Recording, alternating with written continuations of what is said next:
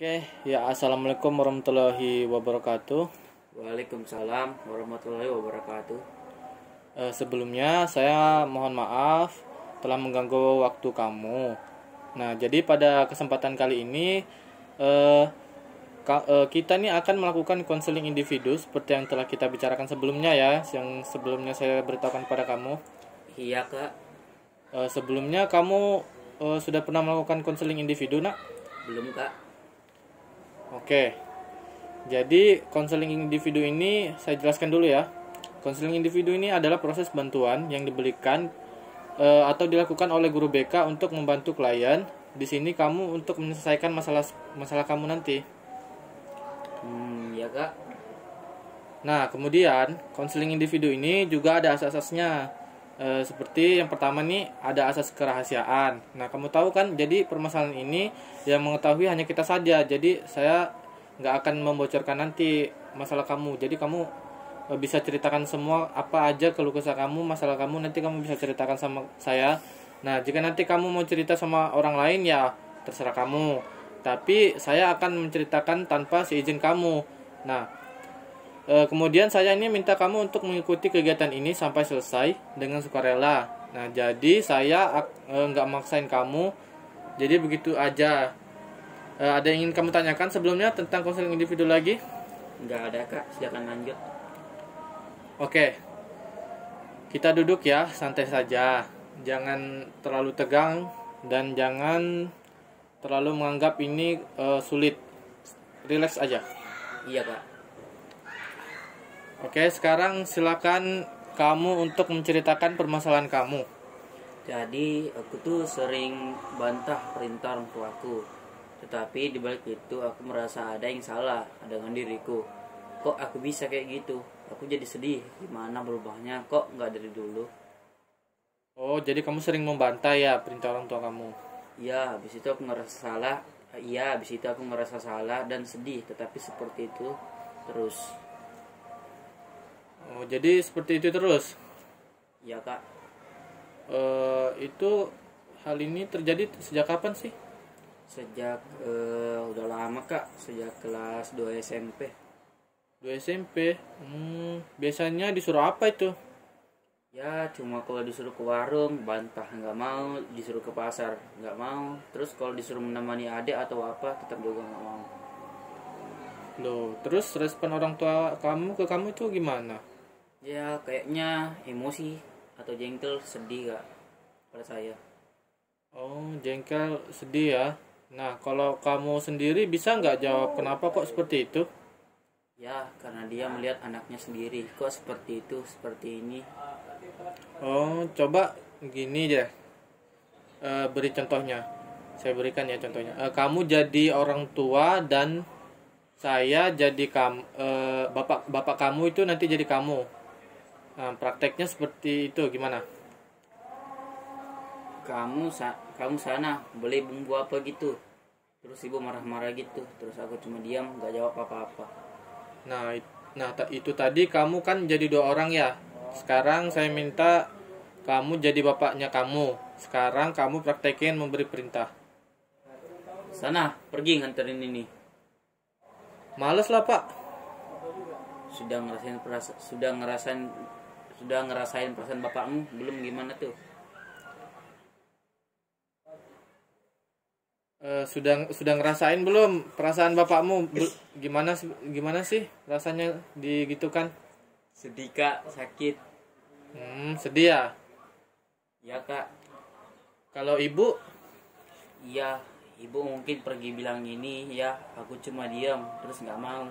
Ya udah ya, itu mungkin capek kak. Seperti nyuruh sana beli bumbu, kalau nggak nganter nggak makan, kalau nggak nganter nggak makan.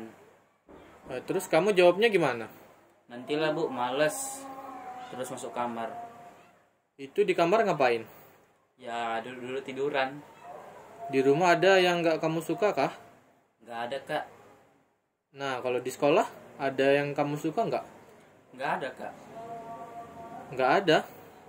Oh, dari teman dekat ada nggak? Nggak ada kak. Sama pacar? Nggak punya pacar kak. Ya gitulah, jarang cerita.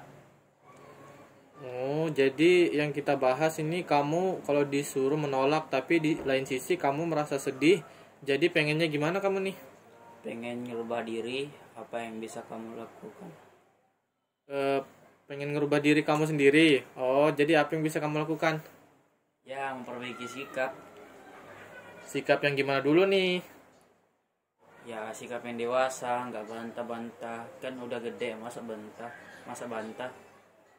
Kamu berapa saudara sih? Kamu anak keberapa? 3 pak, anak pertama. Oh, yang kedua laki, yang ketiga cewek. Jadi masih kecil-kecil semua. Tadi kamu ingin memperbaiki sikap ya. Jadi kira-kira kalau kamu seperti itu adik-adikmu ngelihat nggak? Lihat pak, lihat kak. Kamu mau adik-adikmu nanti kayak kamu? Enggak kak. Jadi kamu sebagai anak pertama, adik-adikmu itu menirukan kamu nggak? Niru kak. Gimana biar mereka nggak niru? Aku nggak seperti itu. Jadi kamu harus bisa dengan perilakumu agar adikmu tidak seperti itu. Tidak bersikap seperti dulu lagi. Sudah ada adik juga. Oh, jadi adik kan mencontoh kakaknya nih. Nah, perilaku kakak kan nih akan ditiru sama adiknya. Jadi kamu tuh pengen memperbaiki sikap. Nanti kalau disuruh orang tua gimana? Ya, akan melakukan apa yang disuruh orang tua. Yang bukan jelek akan aku lakukan. Nah, gini. Nah, balik lagi nih ya. Saya kan jadi bapaknya kamu nih. Nah, bapak nih nyuruh kamu, nak, nih beliin bapak bensin motornya bensinnya habis. Ya, aku naruh HP dulu. Ya pak, aku naruh HP dulu. Nah, oke, jadi gimana? Kamu udah punya pandangan gak nih sikap yang lebih dewasa belum? Jadi nanti permasalahan tadi nih kan kita sudah bahas. Kamu bilang kamu sulit untuk melakukan hal-hal yang disuruh orang tua. Terus kamu ingin memperbaiki sikap, keputusan kamu bagus. Jadi orang tua itu yang sudah melahirkan kita. Nah, sungguhnya bila kita bisa memuliakan orang tua itu, kita juga akan masuk surga nanti. Nah, kita juga nanti kan akan jadi orang tua. Nah, kita juga akan dapat balasannya seperti itu. Mungkin ya kita sekarang nih menolak perintah orang tua. Ini itu karena kita nih merasa masih ada lah orang tua kita. Kita beranggapan nih orang tua kita masih ada. Nah, kamu ini pernah lihat teman kamu yang sudah tidak punya orang tua. Nah, lihatlah ketika Idul Fitri atau Idul Adha. Ya kak, aku lihat mereka sedih. Sedih ya? Nah, selagi kita masih ada orang tua ini kan kita berikan contoh yang baik buat adik-adik kamu dengan perilaku kamu yang baik kepada orang tuamu. Bisa nggak? Bisa kak. Nah, oke, sepertinya proses konseling ini sudah mau habis ya waktunya. Nanti kita lanjut lagi. Gimana sekarang perasaannya? Sudah agak baik kak, lega bisa cerita. Oke, kalau begitu saya akhiri ya. Assalamualaikum warahmatullahi wabarakatuh. Waalaikumsalam warahmatullahi wabarakatuh. Di sini masuk ke konseling kedua. Di sini saya dan klien akan memulai proses konselingnya. Ya, silakan. Assalamualaikum kak, selamat siang, maaf mengganggu waktunya. Waalaikumsalam. Oh ya, silakan langsung aja duduk. Ya, terima kasih kak. Apakah ada masalah yang perlu kita bahas, Dek? Iya kak, betul. Jadi gini, saya ini sedang menghadapi banyak permasalahan. Nah, itu bagi saya itu sulit banget kak. Apakah kiranya permasalahan tersebut dapat kamu ceritakan kepada saya? Jadi kamu ceritakannya dengan rileks, santai, dan dengan ya, nggak usah gugup ya. Ceritakan aja semuanya. Oke kak, baik. Di sini saya mau cerita masalah saya. Jadi saya itu mengikuti satu organisasi nih kak di sekolahan. Nah, pada setiap pertemuan atau rapat yang diadakan oleh ketua untuk membahas suatu masalah atau suatu program kerja, saya itu sering kali ingin mengungkapkan pendapat saya kak tentang program kerja ataupun cara penyelesaiannya. Tapi saya itu takut pendapat saya salah atau tidak diterima oleh ketua rapat. Nah, di sini dalam setiap rapat saya hanya cuma mendengar dan melaksanakan tugas-tugas yang diberikan sesuai pendapat orang lain. Apa yang harus saya lakukan ya kak? Oh, jadi mengenai hal itu, apakah kamu selalu mempersiapkan segala sesuatunya tentang pendapat kamu secara matang-matang? Iya, Jadi ketika ketua organisasi memberitahukan ada rapat tentang sesuatu, saya itu selalu mempersiapkan jalan keluar Kak, atau suatu program sebelum rapat dimulai. Oh, kalau gitu bagus dong. Nah, tapi kamu ini tidak mengungkapkan pendapat kamu ya pada saat rapat. Saya itu setiap rapat kadang merasa malu Kak, gelisah dan takut tidak mau mengungkapkan pendapat saya Kak. Nah itu gimana ya Kak? Lalu kenapa kamu ini mau masuk organisasi itu? Apa tujuan kamu sebenarnya ya masuk organisasi itu? Saya masuk organisasi tersebut karena saya ingin mencari banyak pengalaman Kak dan teman dalam hidup saya, sehingga menjadikan suatu pelajaran untuk kedepannya. Oh, apakah itu benar-benar merupakan tujuan kamu? Kalau gitu bagus sih. Tapi kamu tuh nggak boleh gitu. Kamu kan harus terus diam nih dalam organisasi itu. Nah, terus itu dalam artian tuh kamu tidak berkembang, hanya mengikuti arus yang ada. Kamu tidak akan mendapatkan apapun. Iya Kak, saya juga tahu Kak. Tapi saya itu bingung harus dari mana mulainya. Jadi setiap saya ingin berpendapat, pasti akan muncul rasa cemas dan takut terhadap pendapat saya Kak yang mau diungkapkan. Oke, baiklah. Gimana dengan langkah awal terlebih dahulu? Gini ya, coba kamu mulai sekarang di setiap kegiatan hari-hari kamu nih, kamu harus bisa mengambil keputusan dalam waktu yang singkat dan berlatih berbicara atau mengungkapkan pendapat kamu ke teman dekat ataupun keluarga terlebih dahulu. Nah, itu kan kamu akan membantu saudara meningkatkan rasa percaya diri kamu nantinya. Tapi jika saya salah berbicara gimana Kak? Dan pengambilan keputusan dalam waktu singkat, keputusan saya salah dan berakibat yang tidak baik, bagaimana itu? Nah, setiap orang ini kan pasti melakukan kesalahan, bahkan melakukan kesalahan itu sampai beberapa kali, dan juga setiap pengambilan keputusan itu pasti ada akibatnya. Nah, entah itu baik ataupun buruk keputusan kamu itu, jadi tidak usahlah takut dalam hal itu. Nah, karena itu merupakan hal yang wajar saja. Oke, baik Kak. Saya akan mencoba langkah awal yang Kakak sarankan kepada saya tadi. Ya, silakan coba. Saya ingin tahu bagaimana perkembangan kamu besok ya. Iya Kak, saya besok akan datang kemari untuk minta saran lagi. Terima kasih Kak atas saran pertama ini. Ya, sama-sama. Ya udah, saya mohon pamit dulu ya.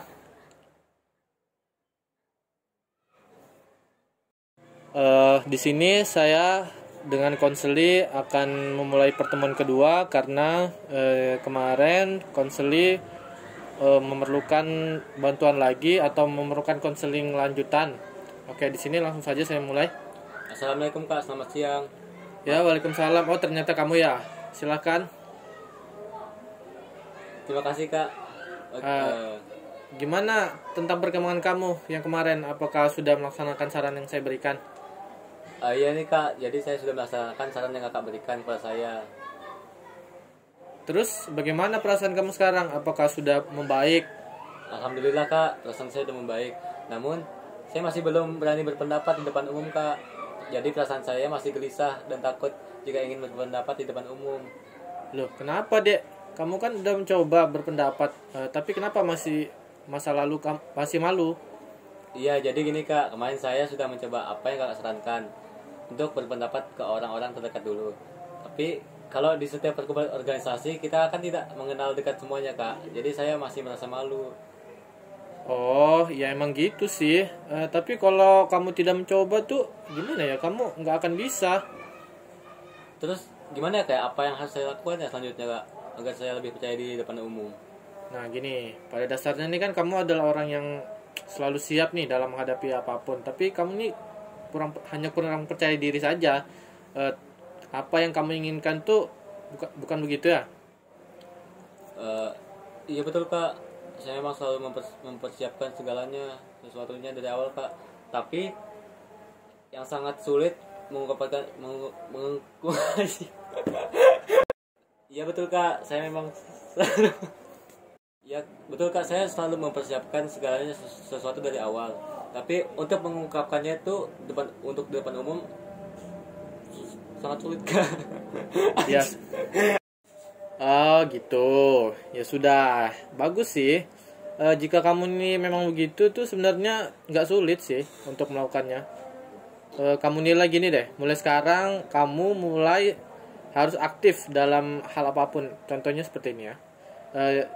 jika dalam kelas nih, kamu dalam perkumpulan kelas nih, kamu nih coba aktif di sana. Nah, mempersiapkan apa aja sih segala sesuatunya dulu kamu siapin.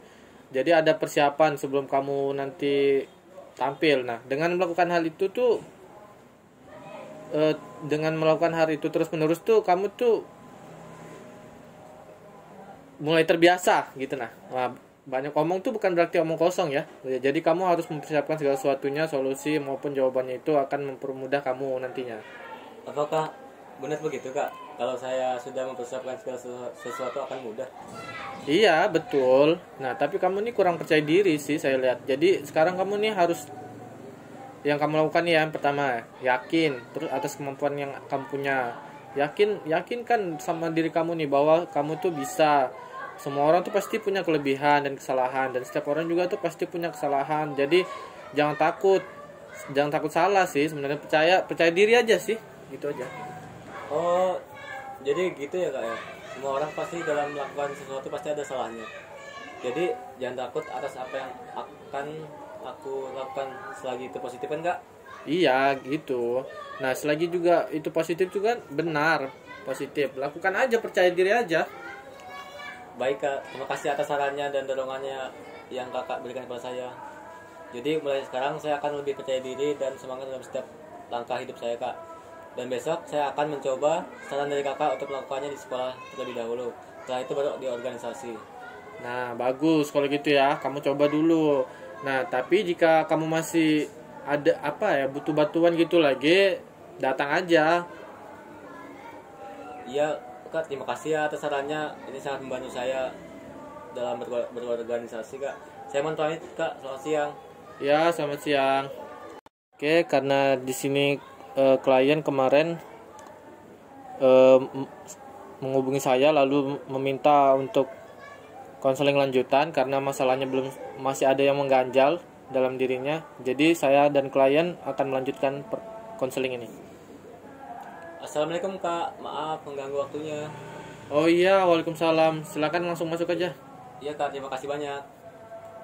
Bagaimana tentang masalah kamu kemarin? Gimana? Apa sudah ada perubahan? Alhamdulillah kak, ini udah ada sedikit perubahan yang terjadi kak.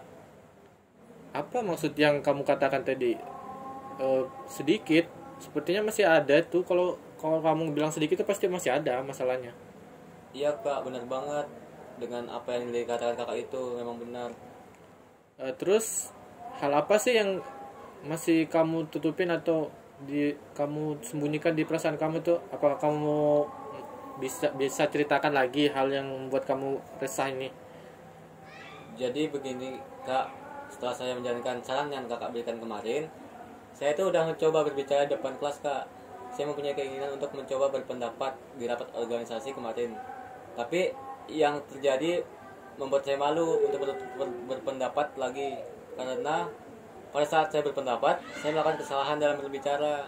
Setelah itu saya merasa sangat malu dan minder terhadap teman-teman saya kak, hingga saya tidak berani muncul depan mereka lagi.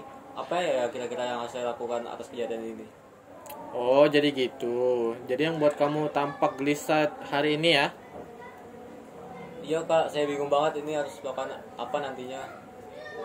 Apakah kamu yakin nih kemarin pada saat kamu ngungkapin pendapat kamu tuh udah mempersiapkan dengan matang sehingga kamu tuh terdorong gitu, yakin atas yang kamu lakukan? Belum sepenuhnya kak, saya merasa ingin coba apa yang saya bisa, tapi setelah apa yang terjadi kemarin saya merasa tidak ingin lagi berpendapat kak. Kok gitu sih? Jadi gini ada ya, setiap kita melakukan usaha tuh pasti punya suatu tujuan, pasti ada kesalahan yang terjadi. Tapi nanti kita tuh sebagai manusia tuh hendaknya tuh harus mencoba dan berusaha agar setiap usaha yang kita akan lakukan tuh tidak sia-sia. Seorang yang sudah dikatakan ahli pun pasti dalam perjalanan usahanya tuh ada kegagalan yang terjadi. Tapi mereka tuh terus berusaha tanpa henti agar tujuannya tuh tercapai. Nah, bisa tuh karena terbiasa. Oh, jadi intinya saya harus mencoba ya kak ya, walaupun saya udah gagal di awal. Iya benar sekali. Nah kamu ini kan harus tetap mencoba dan berusaha semaksimal mungkin. Kegagalan ini tuh bukan di akhir dari segalanya. Nah ambil aja hikmahnya, seperti belajar dari kegagalan itu dan buat kamu tuh lebih baik ke depannya.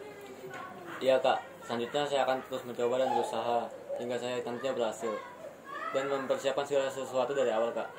Nah, bagus kalau gitu ya. Nah, saya yakin kamu tuh pasti bisa ngelakuinnya. Kamu kan mempunyai kemampuan yang lebih dari itu dan bisa mengembangkan bakat dan dengan maksimal dengan usaha yang kamu punya, terus kamu tekun juga. Saya yakin tuh pasti kamu bisa sih. Kamu Ya, iya kak, terima kasih ya atas sarannya dan dorongannya yang kakak berikan buat saya hari ini. Mulai sekarang saya akan terus berusaha kak untuk percaya diri agar apa yang ingin saya nantinya tercapai dan membuahkan hasil. Nah, iya, sekarang bagaimana dengan perasaan kamu? Apakah sudah lebih baik atau belum? Untuk sekarang saya merasa lebih baik dari sebelumnya kak, karena saya termotivasi oleh dorongan yang dan perkataan yang kakak berikan kepada saya. Terus apa yang kamu lakukan ke depannya pada langkah awal ini? Jadi langkah pertama saya akan melakukan untuk berpendapat di organisasi saya. Sebelum itu saya harus mempersiapkan benar-benar dengan apa yang terjadi nantinya. Untuk kedepannya saya ingin menjadi seorang yang bisa berusaha dalam setiap usaha dan ingin capai walaupun terjadi kegagalan entah berapa kali, saya akan tetap berusaha. Nah, ya itu tuh bisa jadi sebuah prinsip ya, jadi kamu buat kedepannya untuk meningkatin rasa percaya diri kamu atas kemampuan yang kamu miliki. Iya kak, setelah semua apa yang dibicarakan oleh kakak, sekarang saya bisa yakin atas kemampuan yang dimiliki saya kak untuk mencapai apa yang diinginkan saya. Nah, bagus sekali ya. Kalau sudah gini, kamu pasti mempunyai pikiran seperti itu tuh bagus. Iya kak, ini semua juga berkat kakak kok. Kalau gitu, apakah masih ada nih yang ingin kita bicarakan lagi? Untuk sekarang sih saya kira cukup kak. Sekarang saya merasa lega dan lebih baik dari sebelumnya. Oke, kalau gitu konseling ini bisa kita akhiri sekarang. Iya kak, terima kasih ya atas semua saran dan dorongan yang telah kakak berikan kepada saya. Iya, sama-sama. Semoga apa yang kita bicarakan sebelumnya ini bisa bermanfaat bagi kamu dan menjadikan kamu nih sebuah pelajaran ke depannya. Iya kak, terima kasih banyak ya. Saya mohon pamit. Selamat siang. Ya, siang juga.